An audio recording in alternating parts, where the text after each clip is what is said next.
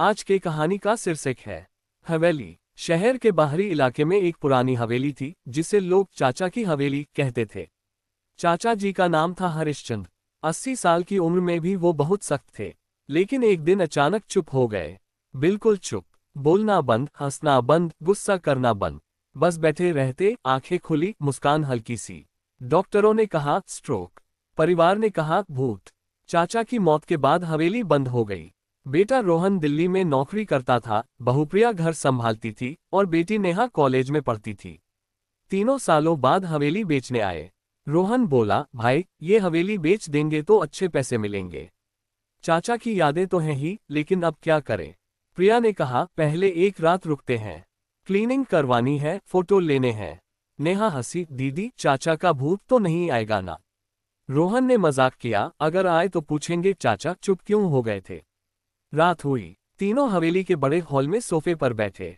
बिजली नहीं थी, जनरेटर चल रहा था। रोहन ने पुरानी किताबें निकाली, प्रिया ने चाय बनाई, नेहा ने फोन पर गाने बजाए। अचानक टक टक टक छत से आवाज आई, जैसे कोई लाठी ठोक रहा हो। नेहा डर गई, भैया ये क्या। रोहन बोला, अरे पुरानी हवेली में लकड़ी चटकती है। फिर धीरे धीरे सीढ़ियों से कोई उतर रहा था। पैरों की आवाज नहीं, बस सरसराहट। प्रिया ने टॉर्च मारी। सीढ़ियों पर कोई नहीं, लेकिन नीचे आकर चाचा की पुरानी कुर्सी हिल रही थी, हल्के हल्के। नेहा चीखी, चाचा। रोहन हंसा, अरे पागल, हवा होगी।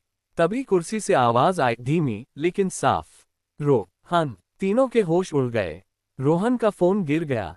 प्रिया की चाय का कप गिरा। नेहा ने कंबल ओढ़ लिया। फिर आवाज फिर आए, रोहन बेटा। रोहन कांपते हुए बोला, चाचा आप बोल रहे हो। कुर्सी से हल्की हंसी निकली।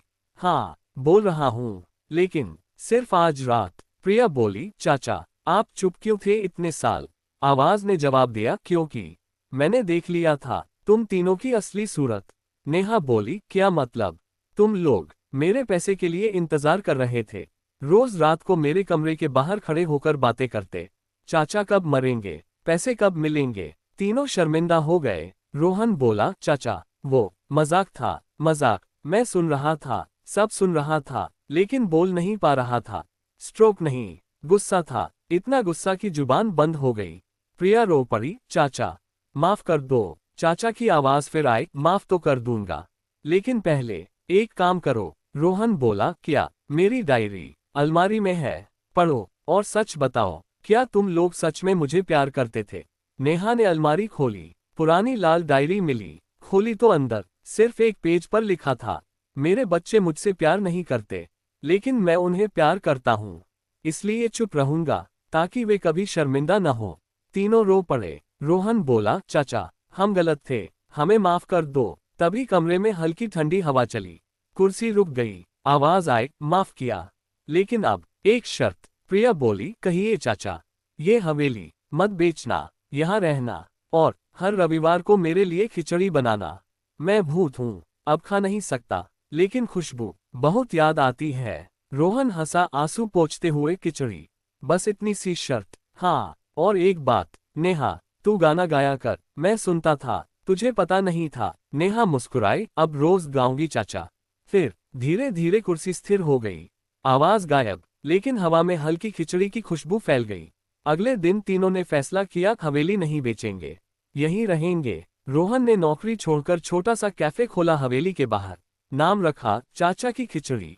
हर रविवार शाम को खिचड़ी बनती, लोग आते, नेहा गाती, प्रिया सर्व करती, रोहन मैनेज करता, और रात को जब सब सो जाते, कुर्सी हल्के से हिलती, जैसे कोई मुस्कुरा रहा हो।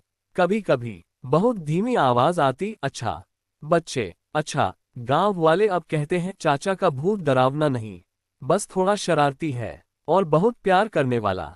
क्योंकि सबसे बड़ा रहस्य ये था, चुप्पी डर से नहीं, प्यार से आई थी, और अब वो प्यार खिचड़ी की खुशबू में जिंदा है।